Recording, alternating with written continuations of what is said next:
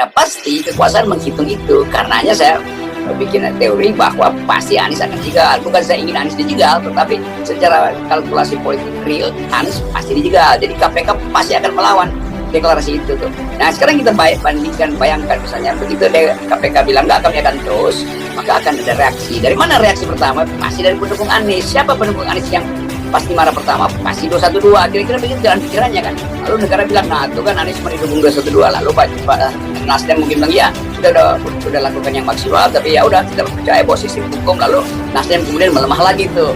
Ya ini karena KPK kita hormati. Habis juga Anies akhirnya kan. Itu yang saya uji sebagai jebakan-jebakan kecil yang berbahaya bagi Anies. Tapi oke, mungkin Anies juga ada antisipasi itu. Tapi sebagai teman dan sebagai orang yang melihat bahwa potensi Anies untuk maju itu harus kita dukung. Kompetisi itu kemampuan akal pikiran untuk mengucapkan program, untuk berdebat dengan lawan politik. Kalau begini ini bagaimana kita menikmati perdebatan intelektual ditangkap gitu Anies. Lalu kita hubungkan dengan memangnya status KPK sekarang itu sama seperti KPK di awal-awal itu kan enggak tuh.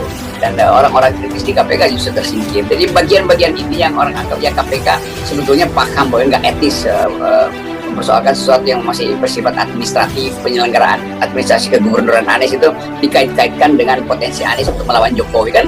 Di benak kepala orang kalau KPK menghalangi Anies, ya dianggap bahwa Anies memang akan melawan kebijakan Jokowi. Ya memang kan harus ada kontras. Orang bosan misalnya dengan kepemimpinan Pak Jokowi, ya biasa aja kan. Lalu terbaca dalam elektabilitas bahwa kepuasan publik menurun, tapi kemudian dimanipulasi oleh lembaga survei. Tapi faktanya Anies tidak pernah mengatakan akan melanjutkan kepemimpinan Pak Jokowi. Dana pembangunan sirkuit Formula E dari perusahaan sponsori 150 miliar.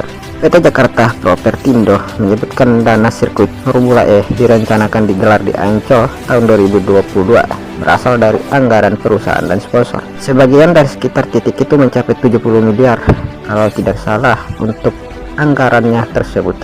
Pernyataan itu disampaikan di Gunung saat ditanya oleh anggota Komisi B DPRD DKI Jakarta.